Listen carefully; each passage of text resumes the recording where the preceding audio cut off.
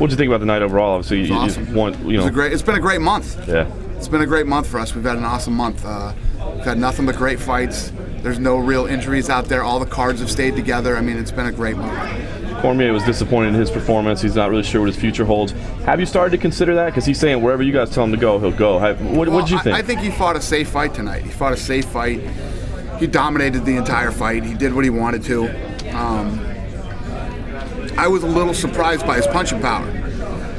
You know, I don't think his punching power is what it could be at heavyweight as it could be at 205. I think it, but who knows? If he has a hard cut and has a hard time cutting there's a lot of questions still. He's a tough, durable guy that can go in there and muscle anybody around, but you're at a whole nother level here at the UFC. Even though he fought Barnett, who I said before, I don't see eye to eye with Barnett all the time, but I respect him as a fighter. And that was the fight for me that I went, yeah, this guy's real. Dana, you very rarely tell us who's next, especially when it's not clear cut. Why did you announce? Because that's what Silva wants to do. He told me that before we came in here. So now it just opens up to us to continue to ask you that. I just opened it up now? Whether I did or didn't, you guys are going to ask me anyway. It doesn't matter. Did he explain why? Why that fight? I don't know. Because that's what he wants to do. Because he wants to do that one. That fight's happening. No, but why is that fight the #1 contender fight? Number 3 versus number 7, So, that's it. That guy will be the winner. The winner of that fight will fight Ben next. You mentioned you had a call with George St. Pierre set up yesterday. How did We didn't talk. Yeah, we didn't talk. So still not really sure what he wants to do. No, I didn't call him yet. I didn't call him yet. I got to call him. You know he's here. Oh, is he? I didn't even see him. Yeah, I didn't even see him. Interesting. How many wins do you think it's going to take for Gil to get back in the picture? I'm sure he's going to be pretty sore the next couple of weeks. His legs are pretty beat up. We'll get him another fight, and we'll see what happens. How'd you guys score it? 3-2 Gil. 48-47 Gil. Gil. 125 for Gil. Really? Yeah. Everybody had Gil? 125 for Gil. I had Ben. One guy. I had Ben too. Second round was the deciding round. Yeah, that second round depends on where you went in the second round. Yeah, everybody have Gil winning the last round? Yeah. Me too. One judge didn't, and that's why it was a split. And that's why he lost. One judge scored what? One judge scored the fifth for Ben. And that was the deciding judge. Really? 2 and 5 were both close. It's not a bad decision. It's just somebody was going to. I gave the second round to Ben, but I could see the argument the other way too. One of those close rounds. Yeah, it's a close fight. Literally, going into the third round, I said this fight's going to be controversial. This fight's going to be controversial because I gave the second round to Ben. I had it 1-1 going into the third round. I'm like, oh, here we go again. Did Joe make the decision on the TJ fight, getting the next contender, before the end of this fight or after? I have no idea. He gave this was a close fight. Yeah, he gave it to me on a piece of it. It was after the fight. Okay. Yeah. It would have been as close with Gilbert winning. If the title changes hands, is that why you would do an immediate rematch? Because some would say this was closer than Frank Ben won, and you did an immediate rematch for that one. Yeah, I didn't immediate rematch for Frankie. Frankie had always done whatever we wanted to. I didn't want him to. Remember, I was trying to get him to go to 145, and they just fucking hounded me, and he made some good points on why he deserved the rematch, and I gave it to him. Yeah. Gil's not going anywhere. Well, he'll be right back in there. So. You mentioned his attitude.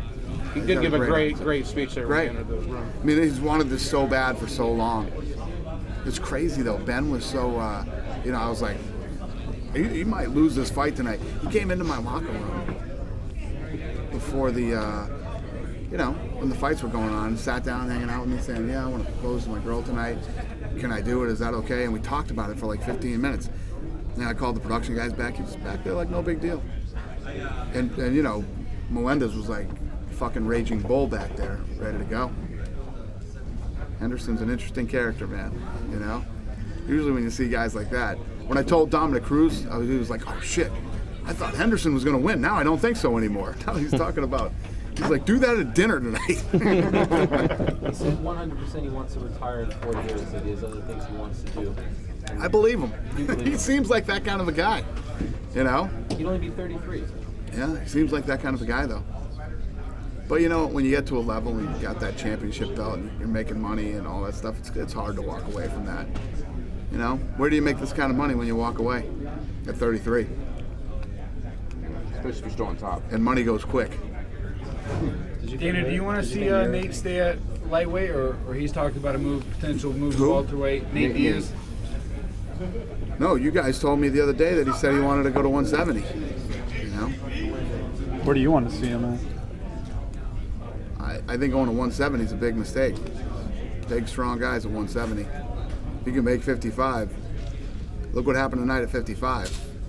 What happened at the weigh-ins yesterday? It seemed like when he dropped his shorts, he was standing there for a very long time on the scale. Yeah, so what happened was the scale was literally going like this. Click, click, click, click, click, click, click, click. Literally switching back and forth till he was on weight, till he was off weight, till he was on weight, till he was off weight. And it did it the entire, I mean, we were up there for what, 40 seconds, 45 seconds? And it literally kept doing that the whole time. So they said, I'm like, come on, fucking, he's got the weight. The fucking thing's going crazy here. And it did that twice.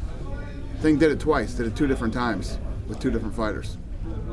What do you think? Those digital scales are goofy. You like the? Yeah, I like the other ones better. What did you think of Mir's performance? You know, he changed up his camp. It was like a lot of people were expecting Mir to look the best that he ever has. What did you think of how he performed? Yeah, I mean, he went in against a guy who controlled him wrestling, you know. Again, I always sound like I'm smashing Frank Mir, but you know you're down. You know you're down 2 rounds to nothing. And it's your last round, fucking go for it, man. Do crazy shit. Go for fucking anything. Do cartwheels, do backflips, do fucking anything to try to win that last round. And the same thing, I gotta say the same thing for Gil and Ben Henderson. At the end of that 5th round, nobody was really like fucking dogging it out, going to war, like, I wanna win this fucking thing, I wanna make, you know. And maybe if Gilbert would have fucking ran after him and put it to him that last, maybe that other judge would have gave him the last round, you know? Did you?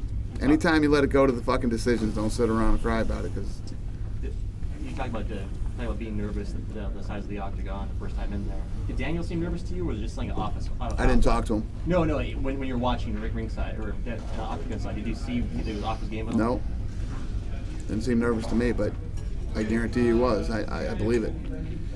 It happens, man. I don't care where you've been, where you fought, who you fought. When you come in here your first time, you get nervous. Especially in your hometown. That doesn't make it any easier. Dana, are you able to track ratings, in real time? I know you say sometimes pay-per-views are trending and things like that. Are you able to get any indication? I have no idea. The ratings are crazy. You never know what's going to happen. Do you think the ones that have done the best have always been during football season? Because, during the playoffs especially. But we have all the promotion for it. Right. Yeah. So do you believe there's a direct correlation? Oh, there's no doubt about it. There's no doubt about it. I think when you have these free fights on Fox, I always say this, everybody will watch a free fight.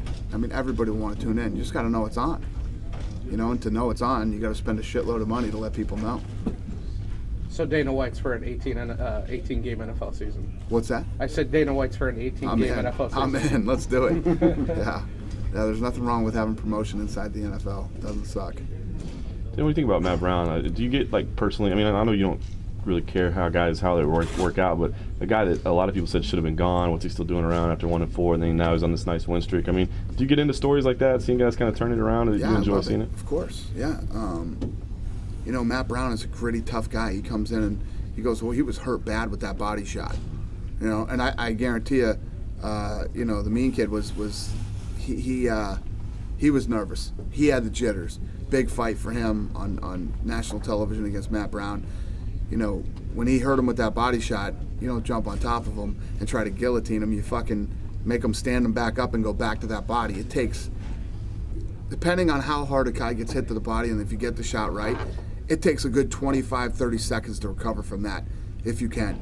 If you're tough enough and you can suck that thing up, it's a good 25, 30 seconds. You make him stand back up and you do exactly what Benavidez did. Benavidez hurt him with that shot. He saw him drop his elbow, and then he just started ripping to the body. Because once somebody attacks your body like that when you're already hurt, there's nothing you can do. It's way worse than getting hit to the head. Way worse. There's guys who can take fucking shots to the head all day. You have to fucking eat some of those body shots to understand what those feel like, because it's tough. And talking about Benavidez, I mean, Benavidez, Mendez, I know you're not making fights right now, but would they at least be in consideration? I mean, they've had some nice runs. They both had title shots, but they both had nice runs since then. Are they at least in the discussion, or is it too soon for both of them? Yeah, of course they are. Danny, can you recall the last time maybe not specifically like a fighter taking over, but someone taking over a team like Bang has and turning things around like that, the way the guy's finishing? Did you see this coming? Can you recall something like this happening? No, it's awesome. I mean, there's you know, it's apparent that he fits into that team, and he's a great trainer, and good for him. I've always liked Bang Ludwig. He's a nice kid, and talk about a kid who's had some tough breaks in his career. So it's good to see him with this new camp, and he fits in, and it's going well for him. I'm happy. And I noticed that Benson walked out with the belt this time. We spoke about that on Thursday. Is there any particular reason? Because I don't remember the last time someone came out with the belt. Yeah, interesting. Pretty cool. Any reason why? He's a champion. Is that a new thing now? A new thing? No. Is it up to the fighter? Yeah. Okay. So he asked to do that. He asked to do that? He doesn't ask. He can keep his belt, and he can walk out with it. He can. So he just did it. Yeah. It was up to him. Okay. Just curious. So if someone doesn't walk out with the belt, how does the UFC get possession of it to then keep it, to then give it to the winner? You know, well, they have a belt, and then we have a belt there too. Okay. You bring your own belt. Yeah. Oh, okay. Got it.